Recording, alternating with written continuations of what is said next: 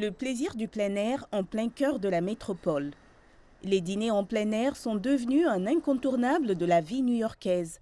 La pandémie a vu un véritable essor de la reconversion des espaces publics en espaces réservés à la restauration. New York est une ville où l'on aime observer les gens et ceci permet de le faire. Il n'a fallu que 15 minutes à Michael Ford pour obtenir un permis gratuit pour emménager une terrasse en plein air dans la ville. Il ne lui a fallu qu'un peu plus de temps pour construire lui-même la terrasse. Même si les autorités municipales ont levé les restrictions relatives à la pandémie, il voit un avantage à conserver ses places en plein air.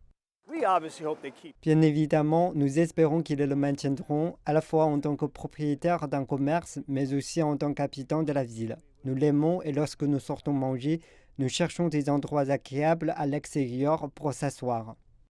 Mais tout le monde le voit de cette façon.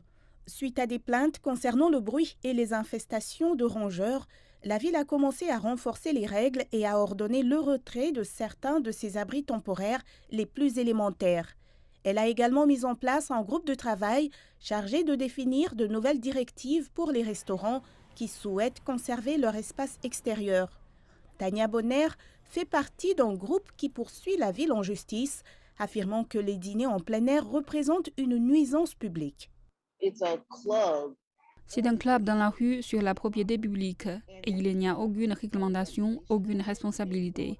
Et c'est un problème. Je ne comprends pas comment les gens vivent là. Je ne pourrais pas vivre au-dessus. Ce serait impossible. Selon les urbanistes, le défi consiste désormais à trouver un équilibre.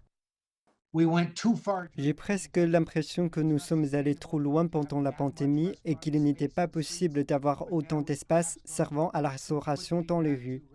Mais maintenant, nous sommes peut-être allés trop vite pour revenir au statu quo d'avant la pandémie, en perdant peut-être certaines des choses que nous avons gagnées entre-temps. Mais il faudra encore des mois avant qu'une décision soit prise concernant la suppression de l'expérience en plein air dans la ville de New York.